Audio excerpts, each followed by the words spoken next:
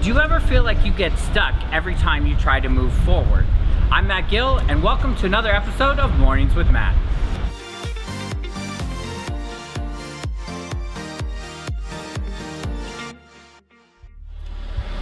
Oftentimes when we think about being stuck, we look at our external situations, like where we live, our financial situations, but a lot of times being stuck has to do with things that are going on internally. And a lot of times it's because there's something that we need to forgive. Forgive ourselves or forgive other people. Oftentimes we hold ourselves back and we blame us being held back because of things that are going on in our life, like we don't have enough money, or where we live, or the people that are in our lives. And many times it's not the external situations that are going on, but it really has to do with what's happening inside. It's an internal conversation. Like, I want you to think back for a moment of times that you've lived in past hurt, past frustration, like old betrayals that still come up for you. Oftentimes we hold ourselves back because we haven't learned to forgive. We haven't learned to forgive people that have hurt us, people that have done wrong to us, people who haven't been there to show up for us.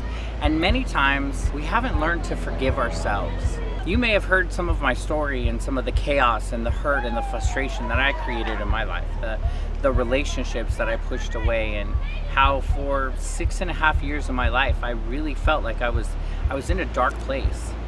And what I realized is that because of those choices, because of that chaos, I kept holding myself to my past, and I hadn't forgiven myself. I was living in the guilt and the shame and the hurt that I caused on me, but also the hurt and the frustration that I caused on other people.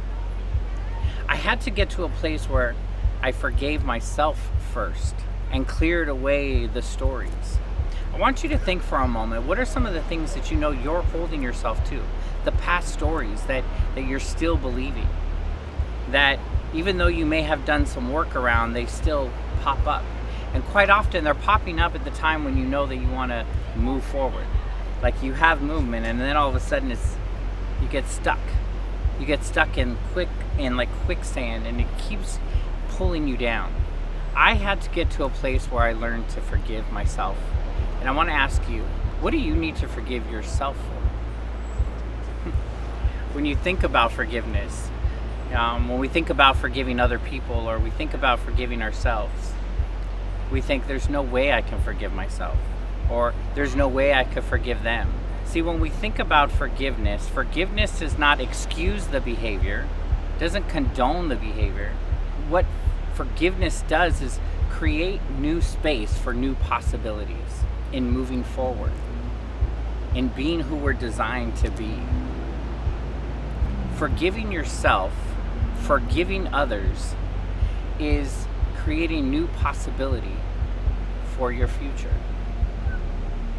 As you go through your week, I want you to think for a moment, who are one or two people that you know you can forgive?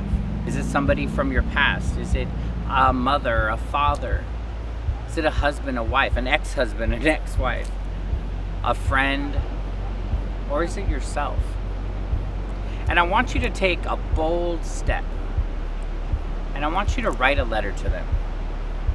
Write a letter to them in a way of appreciation and forgiveness. When I did this exercise, I had to do this with me first. As I shared, I had created so much hurt and was carrying a lot of guilt and shame. And so I had to learn how to, number one, just appreciate myself again. So I wrote a letter to myself and I said, Matt, what I appreciate about you is your willingness to continue to push forward. What I appreciate about you is that even in the hard times, you try to find the light at the end of the tunnel. What I appreciate about you is that you seek to learn and you desire to learn. You want to keep growing. You want to keep pushing forward. What I appreciate about you was that you never gave up. What are some of the things that you can appreciate about yourself or the person that you need to forgive? And then, once you feel a sense of appreciation, and it may be difficult, because we all have some people in our lives that it may be difficult to forgive. But I want to encourage you to challenge yourself, push yourself. What can you appreciate about them? And then move into, I forgive you for. For me, again, it was, Matt, I forgive you for silencing your voice when you wanted to speak up. I forgive you for saying yes when you really wanted to say no. I forgive you for saying no when you wanted to say yes, but you were too scared to say yes.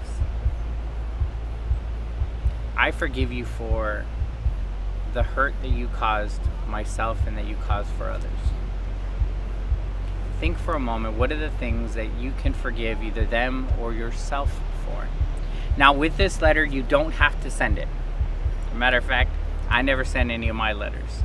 But it was a way for me to get out of my head, for me to get the clearing, to create the space of new possibility and new hope. I know it's not an easy assignment, it's not an easy task, because it's not something that we are used to doing. We're used to sitting in our story, we're used to sitting in that hurt, sitting in that frustration. But this week, take some time. Write a letter to one or two people. What I appreciate you for, what I forgive you for.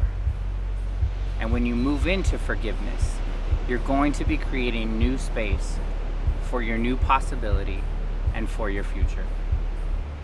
So this conversation is not a monologue, this is a dialogue. This is designed for me to share my story and you to share yours. So let me know, who are some of the people that you're gonna write your letter to? And even if you're not ready to write it yet, if you could write a letter, who would you write it to? And what would you forgive them for? Listen, this is our safe space. For me to share my journey, you to share your journey, and for us to share our journey together. I'm your brother in possibility and abundance, and I can't wait to see you the next time.